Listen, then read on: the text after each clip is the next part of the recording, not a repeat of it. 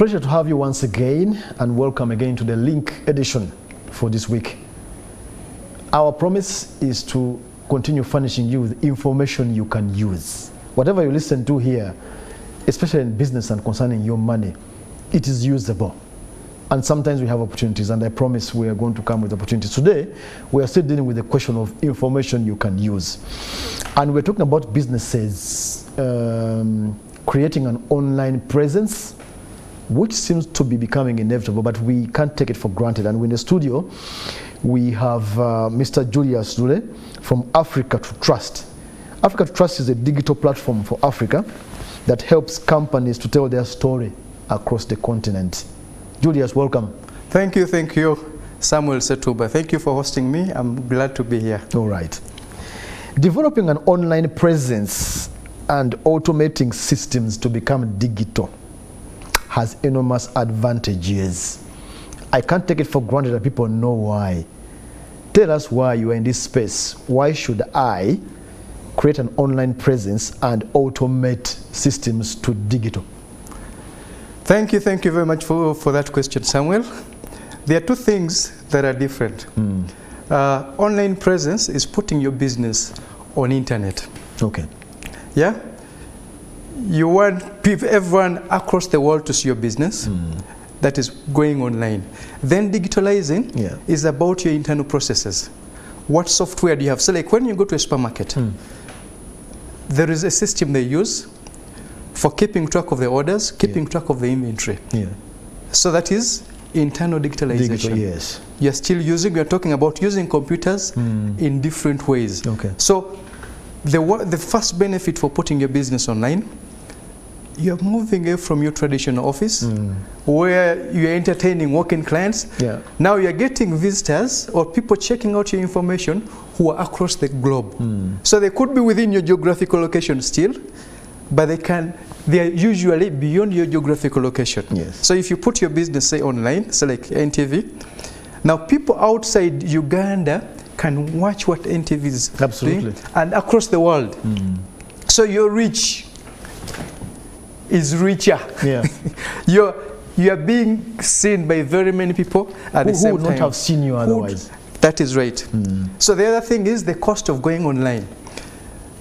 If you're going to do traditional marketing, you compare to putting information online. So like I'm going to use an example of say flyers, or brochures, or business cards, whatever ways you're using to market your business. Now when you put your business online, you're showing it to so many people at one fixed cost. So the cost of a flyer is just one page. You're talking about writing about each product or each service that you offer, and then telling so many people through your traditional ways about that product. Now, so many people can actually self-serve, get information about your company, wherever they are, without spending a lot of money on printed material. Okay. The other benefit is the brand visibility. If you put your business online, so take an example of a website. There are different options for putting your business online. You can get a website. You can go social media. You can put your business on WhatsApp. Now, brand visibility, you can put your logo there. You can put constant updates about your company, about your developments, and people get to associate with your business. Okay.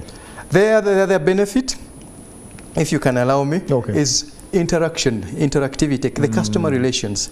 So here, you need the traditional ways, you need people in your relations, sales and marketing people talking about your business and trying to get feedback. Now you have so many people who engage with your business and get automated responses through mail, through live chat. You have people who are dedicated to getting customer issues and sorting them through live chat. You can even use chat boxes. They are automated responses to a question. So people get information. The relationship with the client is much better. Okay. And I know we can't exhaust them in the time we have, the purposes, rather the benefits of being online. Yes. But borrowing from what we have had recently. Yes. Something called the Microsoft outage. We don't want to go into because of time. something happened and people suffered because of being online. So there are, however, risks to this being online. Yes. What's the downside with going online that we must bear in mind? The downside is you're counting on technology. We can take an example of Uganda. Yeah. If there's an internet outage here, everyone is affected. Yes. Like recently there was a cable which was cut. A cable is cut, and before you know it, you can't see what is going on the other side of the world. People here can no longer see what you're doing. If you're counting on interactions with your customers here, all of a sudden they cannot interact with your business. Yeah. So it is one downside. The other one is people hacking into information. Yeah. When you put your information, the flow of information online can normally be intercepted. So when you send your information, before it gets to its destination, someone can probably read that information. And even when it gets to its destination on the computer, just imagine someone breaking into your online system, your Facebook account, your bank account. If you have online, the what they call merchant solutions, and you're managing your finances online, someone breaks in, and before you know it, they're sending money to themselves. They're stealing from you. They're stealing from you, and it's happening. It's already happening. Yeah. Then, of course, the power outages. You're counting on your systems here. All of a sudden, power is out. You can't do your business online. So there are very many challenges when it can. And then, of course, the sensitive information online. You don't want people to get access to your very sensitive information about your company, about your clients. So seeing what happened recently and people were cruel, I mean, I'm told even banks, a couple of banks in Uganda suffered. They couldn't move things. And recently we remember it happens during election. The government takes off the internet regardless of how it's going to affect you or what. And then we know that Facebook got banned, has never been brought back. And those who are doing business on Facebook are still suffering. Seeing that all those risks, what you mentioned, how can I shield myself as a business against the key risks that involve being online, maybe staying offline? You could have an option of offline solutions. Worst case scenario. Yes. If say you are a supermarket and power goes off and internet is off, then you pull out your books and continue keeping your books. You get me keeping track of whatever you have. You mean these physical books? The physical books. So we can't dismiss them. They should be somewhere. Worst case scenario. Yes. But before you get to the worst case scenario, that is a total blackout. You can have, if you're looking at internet, so like you're using, say, one service provider, and say they are down, you can always have a backup software, a backup internet service provider. Service provider, yes. A failover. Yeah. And when it comes to online security, there are different options, from using strong passwords to multi-authentication procedures. You don't allow people to just use your password only. Yes. You make sure that while the password is the main, but you get a notification on the phone that gives you a code that you are supposed to punch it, or an email. So that is. I have seen that online when I'm trying to log into my email using a different computer. Google sends me a notification that, are you the one? If you are the one on my phone now, enter this, and then somehow okay, that's what you mean. Yes, yes.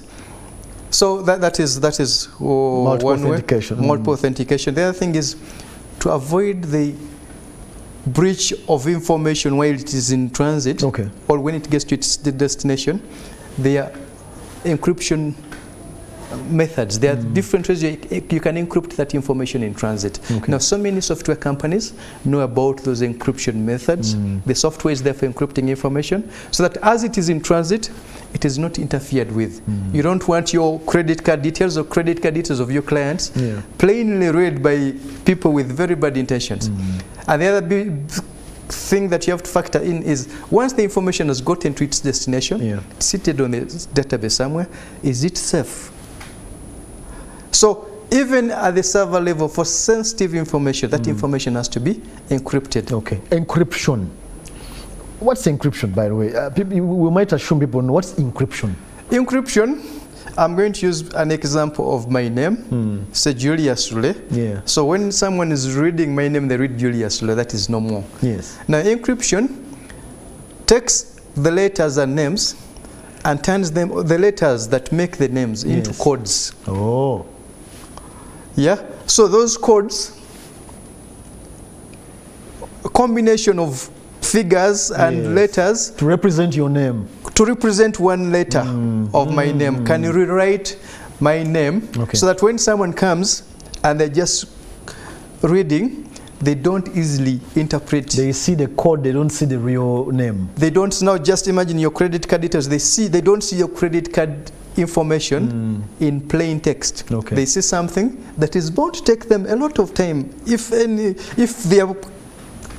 they can decrypt it anyway. Yes. But it's supposed to be very, very hard. Isn't that expensive, Julius, to encrypt things? No, for an SME, for instance. No, it's actually getting cheaper. I think from about 20 years ago, 15 years ago, those years it was very expensive. Yeah. But now the cost of encryption is becoming cheap. Okay. And even the IT people, the experts are very many now. We have so many people who can easily use these softwares to actually help encrypt your information. Okay. Yeah. So seeing the risks, is staying offline an option? It's not an option. It's not in this day and age. As in you'd have to be a pessimist to stay offline completely. Okay. You can't. There are so many things we've moved. So like staying away from phone and thinking you're just going to turn up at people's homes without calling them. Yes. We are away from that. You get much as you could call and people don't pick. You need. You still need your phone for a number of things. We can't go back to where we are. No, we can't. So once we leave a generation, we've moved, but it doesn't stop you from. Okay. Thank you very much, Julius, for giving us those tips. Viewers, whatever happened recently is what we're using to anchor us back to talk about business online and going digital solutions in doing your business. There is enormous advantage, there is risk, but it's worth the risk in some cases if you take some steps, as Julius has told us. We hope we added value to you in your business, especially going online. That was the link. Thank you for joining us tonight.